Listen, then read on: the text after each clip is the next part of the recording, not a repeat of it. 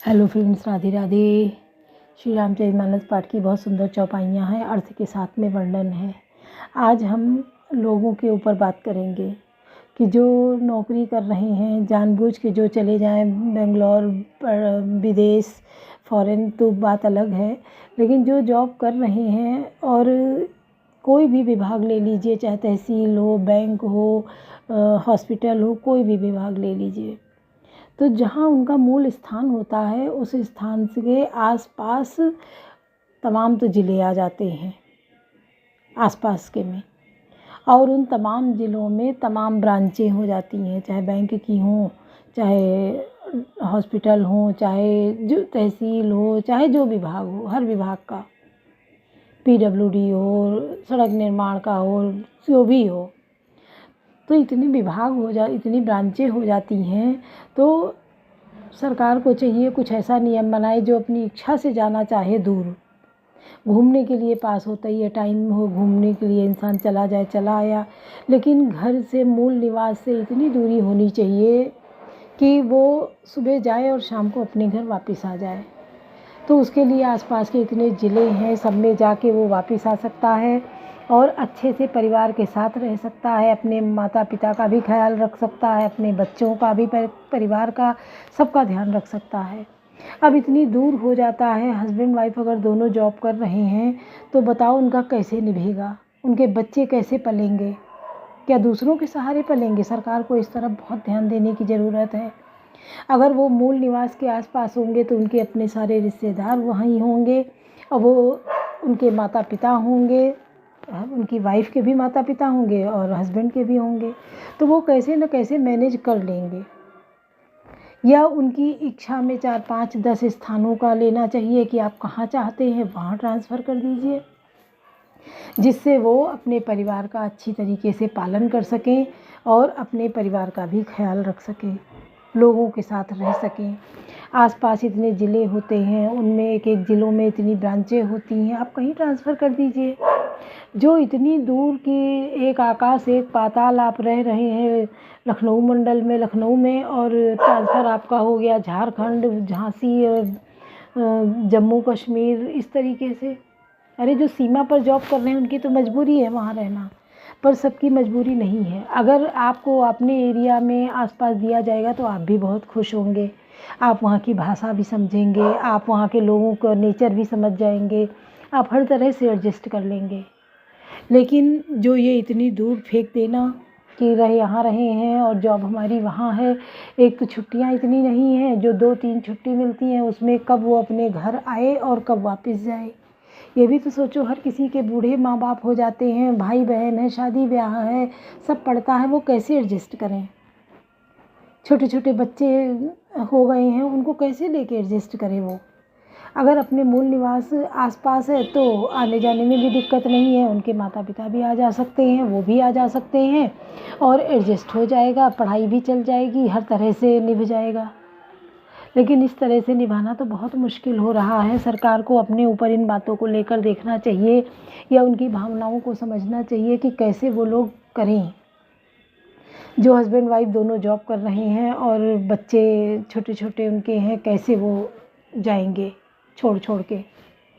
घर पास है तो अपने घर वालों को सपोर्ट कर देंगे, उनके घर वाले, तो उनका निभ जाएगा।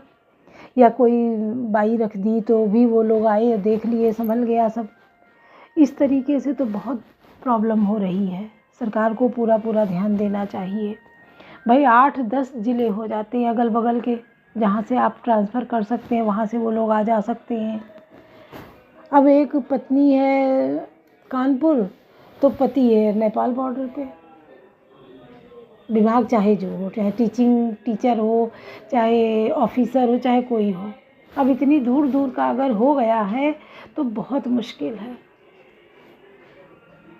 इन बातों पे, इन समस्याओं को सरकार को देखना चाहिए, इन समस्याओं को दूर करने का उपाय करना चाहिए। कि अब टीचर के लिए तो कर दिया है कि अपने घर के पास हो, तो हर विभाग में ये होना चाहिए कि घर के पास हो, बहुत दूर नहीं होना चाहिए। जब इस तरीके से होगा तो वो लोग भी मन लगा के काम करेंगे और अच्छा काम होगा, क्योंकि वो अपने आसपास की भाषा भी समझेंगे, बोलचाल भी समझेंगे, तरीका भी समझेंगे, हर चीज़ उनकी समझ में आएगी। और रही बात दूर जाने की, तो उसमें तो वो कभी भी जा सकते हैं। घूमने के तौर से आप घूमने तो जा सकते हैं, 2 दिन 4 दिन की छुट्टी पड़ी, गए घूम के आ गए, लेकिन प्रॉपर जाके वहीं रहना और फिर एडजस्ट करना बहुत मुश्किल हो जाता है, क्योंकि छोटे बच्चे होते हैं तो उनको पापा भी चाहिए, उनको मम्मी भी चाहिए। अब दोनों जॉब कर रहे हैं तो कैसे वो बच्चे देखे जाए, कौन उनको संभाले, कौन देखे। तो बहुत ज़रूरत है इन चीज़ों की, और इस पे आवाज़ उठाई जाए, सरकार भी इन बातों पे ध्यान दे, जो ये आगे के समय में ये बातें हम लोगों के सहूलियत के लिए समझी जाएं और पूरी करी जाए इन मांगों को।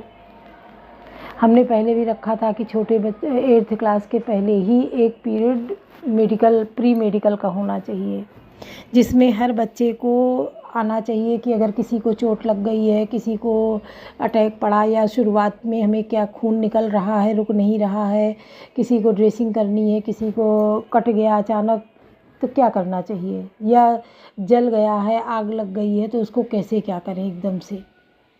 तो ये सबको ज्ञान देना चाहिए कि सबको ये आना चाहिए कि अगर कुछ ऐसा हो गया है तो उसको हम कैसे बचें, शुरुआती प्री मेडिकल करके, और फिर आप हॉस्पिटल उसको ले जाएं। जब नहीं ज्ञान होता है तो आप राह चलते हुए किसी को देखेंगे तो हाथ नहीं लगाएंगे, क्यों? आपको पता ही नहीं हम इसमें करें क्या। अगर पता है तो आप ये चीज़ करके तुरंत पुलिस बुलाएंगे या एम्बुलेंस बुला के उसको हॉस्पिटल पहुंचा देंगे। सरकार ने बहुत अच्छी व्यवस्था की है कि आप कहीं भी आसपास के तुरंत उसको हॉस्पिटल पहुंचाइए, और ना आपसे नाम पता पूछा जाएगा, ना आपको बार बार बुलाया जाएगा। लोग इससे बचने के लिए हाथ ही नहीं लगाते थे और अगला जान से हाथ धो बैठता था। तो अब ये चीज़ तो बहुत अच्छी हो गई है, चाहे प्राइवेट हॉस्पिटल हो, चाहे गवर्नमेंट, चाहे जिसमें, तुरंत उसको एडमिट कराओ और इलाज दिलाओ। बहुत अच्छा लगा ये सुन के, और बहुत अच्छी ये व्यवस्था करी गई है। तो आगे ये भी होना चाहिए कि हर किसी को मेडिकल का आना ही चाहिए, शुरुआती, कि हम कैसे करें। बुज़ुर्ग लोग हैं, घर में हैं, नाक में नली पड़ी है, टॉयलेट की नली पड़ी है, वो कैसे हैं, कैसे उनको देखा जाए, किस तरीके से ट्रीटमेंट हो, ये सब होना चाहिए, कैसे उनका बिस्तर बदला जाए। तो ये सारी चीज़ें हर लड़की लड़के को आनी ही चाहिए। तो उसमें होता क्या है, बुज़ुर्गों की बहुत सेवा हो जाती है, क्योंकि लोग जो है दूर नहीं भागते हैं, वरना तो इन सब चीज़ों से घृणा करते हैं, कि उनको घिन आती है कि अरे हम कैसे जाएं इनके पास, टॉयलेट कर दिए, लैट्रिन कर दिए, हम कैसे साफ़ करें। तो जब जो डॉक्टर लोग देखो कितना, एक हाथ में चाय पी रहे हैं, एक हाथ से बच्चे देख रहे हैं, डिलीवरी हुई है और उसको आके देख रहे हैं, तो उनको नहीं इतनी घिन आती है। और लोग सब दूर भागते हैं जिनको ये ज्ञान नहीं है, जिन्होंने ये शिक्षा नहीं ली है। तो प्री शिक्षा सबको ये आनी चाहिए, सबको सिखाना चाहिए, हर स्कूल में होना चाहिए कंपलसरी, जो अपने घर में बुज़ुर्गों की सेवा हो सके, लोग उनको प्यार से रखें, उनसे घृणा ना करें, उनसे दूर ना भागें, अपने माता पिता सबका जो भी बीमार है उसकी सेवा हो सके। नर्स लोग होती हैं हॉस्पिटल में काम करने वाले, उनकी बोली बातचीत देखिए कितनी प्यार भरी होती है, और कितने प्यार से वो लोग करते हैं, अच्छे से काम करते हैं सारा। तो ये सबको आना चाहिए और सबको ये शिक्षा देनी चाहिए। हमने रोज़गार के लिए डाला था कि सब 8th तक ही रोज़गार परक शिक्षा होनी चाहिए, कि बहुत बच्चे 8th के बाद पढ़ाई छोड़ देते हैं तो वो जाके अपना कुछ कमाना शुरू करें। उस पे सरकार ने ध्यान दिया है कि हाँ, रोज़गार परक शिक्षा दी जा रही है। कोई जो भी काम सीखना चाहे, कोई हलवाईगिरी, सिलाई, मोबाइल बनाना, सब, तो उसका सारा मटेरियल दिया जाता है उसको कि जाओ तुम अपना बिजनेस शुरू करो, कमाना खाना शुरू करो। स्किल दी जा रही, कौशल विकास, जो और थोड़ा पढ़े लिखे लोग हैं वो कौशल विकास में आके सीख रहे हैं, चाहे वो कंप्यूटर कोर्स सीखें, चाहे मोबाइल का सीखें, कुछ भी सीखें, सीख के अपना रोज़गार शुरू कर सकते हैं। कहीं पढ़ाना भी शुरू कर सकते हैं, टीचिंग शुरू कर सकते हैं, सेंटर खोलने और सिखाना शुरू कर सकते हैं। सरकार इसके लिए लोन भी दे रही है कि लोन लेके और शुरू करो। तो सुनिए। कवन सुकाज कठिन जग माही, जो नहीं होई तात तुम पाही। जेहि इम गावई वेद बुध, जाहि धरई मुनि ध्यान। सोई दशरथ सुत भगत हित, कौशलपति भगवान। कवन सुकाज कठिन जग माही, जो नहीं होई तात तुम पाही।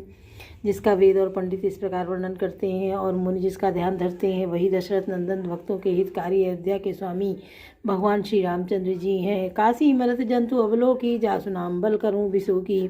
सोई प्रभु मोर चराचर स्वामी, रघुपर सब उर अंतर्जामी।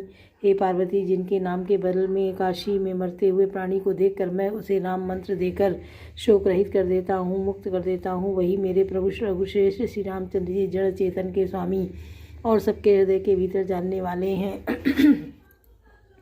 दिव जासु नाम नर कहाई, जन्म अनेक रचित अगधाही। सादर सुमिरन जे नर करही, बहु बारिद गोपद उतरही। विवश होकर बिना इच्छा के भी जिनका नाम लेने से मनुष्यों के अनेक जन्मों के किए हुए पाप जल जाते हैं, फिर जो मनुष्य आदरपूर्वक उसका स्मरण करते हैं, वे तो संसार रूपी दुस्तर समुद्र को गाय के खुर से बने हुए गड्ढे के समान अर्थात बिना किसी परिश्रम के पार कर जाते हैं। राम सु परमात्मा भवानी, ता ब्रह्मति अभिविहित तव बानी। अस संशयान तोरमाही, ज्ञान विराग सकल गुण जाही। हे पार्वती, वही परमात्मा श्री रामचंद्र जी हैं, उनमें भ्रम देखने में आता है। तुम्हारा ऐसा कहना अत्यंत ही अनुचित है। इस प्रकार का संदेह मन में लाते ही मनुष्य के ज्ञान वैराग्य आदि सारे सद्गुण नष्ट हो जाते हैं। सुन शिव ब्रह्म भंजन, सुन शिव के ब्रह्म भंजन बचना, मिट गए सब कुतरक कह रचना। भैरव पति पद प्रीति प्रतीति, दारुण संभावना भीति। शिव जी के ब्रह्मनाशक वचनों को सुनकर पार्वती जी ने सब कुतर्कों की रचना मिट गई। श्री रघुनाथ जी के चरणों में उनका प्रेम और विश्वास हो गया और कठिन असंभावना जिसका होना संभव नहीं ऐसी मिथ्या कल्पना जाती रही। कवन सुकाज कठिन जग माही, जो नहीं होए तात तुम पाही। पुनि पुनि प्रभु पद कमल गई, जोरी पंकरू पानी। बोली गिरिजा वचन भर, मनो प्रेम रसानी। कवन सुकाज कठिन जग माही, जो नहीं होए तात तुम पाही। बार बार स्वामी शिव जी के चरण कमलों को पकड़कर अपने कमल के समान हाथों को जोड़कर पार्वती जी मानो प्रेम रस में सान कर सुंदर वचन बोली। शशिकर सम सुन गिरा तुम्हारी, मिटा मोह सरदा तप भारी। तुम कृपाल सब संसो हरेऊ, राम स्वरूप जानी मोहि परेऊ। आपकी चंद्रमा की किरणों के समान शीतल वाणी सुनकर मेरा ज्ञान रूपी शरद ऋतु क्वार की धूप का भारी ताप मिट गया। हे कृपालु, आपने मेरा सब संदेह हर लिया। अब श्री रामचंद्र जी का यथार्थ स्वरूप मेरी समझ में आ गया। नाथ कृपा अब गयो विषादा, सुखी भयो प्रभु चरण प्रसादा। अब मोहि आपन किंकर जानी, जदप सा जड़ जनादि अयानी। हे नाथ, आपकी कृपा से अब मेरा विषाद जाता रहा और आपके चरणों के अनुग्रह से मैं सुखी हो गई। यद्यपि मैं स्त्री होने के कारण स्वभाव से ही मूर्ख और ज्ञानहीन हूँ, तो भी अब आप मुझे अपनी दासी जानकर प्रथम जो मैं पूछा सोई काहूँ। जाऊँ मुँह पर प्रसन्न प्रभु आऊँ, ब्रह्म चिन्मय अविनाशी, सर्वरहित सब उर परवासी। हे प्रभु, यदि आप मुझ पर प्रसन्न हैं तो जो बात मैंने पहले आपसे पूछी थी वही कहिए। यह सत्य है कि श्री रामचंद्र जी ब्रह्मा है, चिन्मय ज्ञान स्वरूप है और अविनाशी हैं, सबसे रहित और सबके हृदय रूपी नगरी में निवास करने वाले हैं। नाथ धरे नर्तन के हेतु, मोहि समझाई काहु रस केतु। माँ वचन सुन परम विनीता, राम कथा पर प्रीति पुनीता। फिर हे नाथ, उन्होंने मनुष्य का शरीर किस कारण धारण किया। हे धर्म की ध्वजा धारण करने वाले प्रभु, या मुझे समझाकर कहिए। पार्वती के अत्यंत नम्र वचन सुनकर और श्री रामचंद्र जी की कथा उनका विशुद्ध प्रेम देखकर, कवन सुकाज कठिन जग माही, जो नहीं हो तात तुम पाही। हिय हर से कामारि तब शंकर छय सुजान, बहुविधि उमय प्रसन्न से पुनि बोले कृपा निधान। कवन सुकाज कठिन जग माही, जो नहीं हुई तात तुम पाही। तब कामदेव के शत्रु स्वाभाविक की सुजान कृपा निधान शिव जी मन में बहुत ही हर्षित हुए और बहुत प्रकार से पार्वती जी की बड़ाई करके फिर बोले। नवापरायण पहला विश्राम, मासपरायण चौथा विश्राम। सुन शुभ कथा भवानी, रामचरित मानस विमल कहा कुसुंड बखानी। सुना भी अग्नायक गरुण, कवन सुकाज कठिन जग माही, जो नहीं हुई तात तुम पाही। हे पार्वती, निर्मल रामचरित मानस की यह वह मंगलमयी कथा सुनो जिसे काकभूषुंडी जी ने विस्तार से कहा और पक्षियों के राजा गरुड़ जी ने सुना था। सो संवाद उदार जही विधिवा आगे कहा सुनो। राम अवतार चरित परम सुंदर अनग, कवन सुकाज कठिन जग माही, जो नहीं हुई तात तुम पाही। यह श्रेष्ठ संवाद जिस प्रकार हुआ वह मैं आगे कहूँगा। अभी तुम श्री रामचंद्र जी के अवतार का परम सुंदर और पवित्र पाप नाशक चरित्र सुनो। हरिगुण नाम अपार कथा रूप अगणित अमित मैं निज मति अनुसार उमा सादर सुनो। कवन सुकाज कठिन जग माही जो नहीं हो तात तुम पाही। श्री हरि के गुण नाम कथा और रूप अभी अपार अगणित और असीम है, फिर भी हे पार्वती मैं अपनी बुद्धि के अनुसार कहता हूँ, तुम आदरपूर्वक सुनो। सुन गिरिजा हरि चरित सुहाए विपुल विसंधिक मागम गाये। हरि अवतार हे तुझे होई इद मध्यम कही जाए न सोई। हे पार्वती सुनो, वेद शास्त्रों ने श्री हरि के सुंदर विस्तृत और निर्मल चरित्रों का गान किया है। हरि का अवतार जिस कारण से होता है वह कारण बस यही है कि ऐसा नहीं कहा जा सकता। अनेकों कारण हो सकते हैं और ऐसे भी हो सकते हैं जिन्हें कोई जान ही नहीं सकता।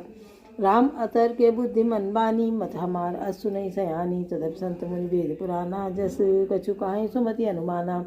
हे सयानी सुनो, तुम्हारा मत तो यह है कि बुद्धिमन और वाणी से श्री रामचंद्र जी की तर्कना नहीं की जा सकती।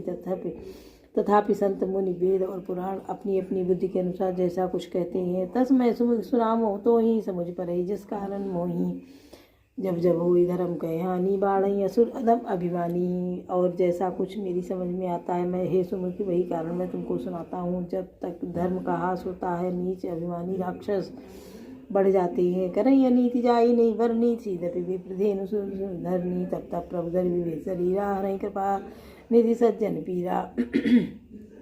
और वे ऐसा अन्याय करते हैं जिसका वर्णन नहीं हो सकता। तथा ब्राह्मण गौ देवता और पृथ्वी कष्ट पाते हैं। तब वे कृपा निधान प्रभु भांति भांति के दिव्य शरीर धारण कर सज्जनों को पीड़ा हरते हैं। कवन सुकाज कठिन जग माही जो नहीं हो तात तुम पाही। सुर था मारि था पही सुरन राखई निज सुति से तु। जग विस्तार नहीं बिसद जस राम जन्म करे तो।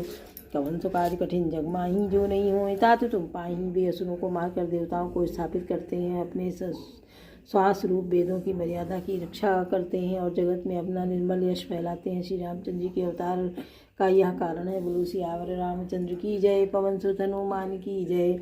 लाडले लखन लाल की जय।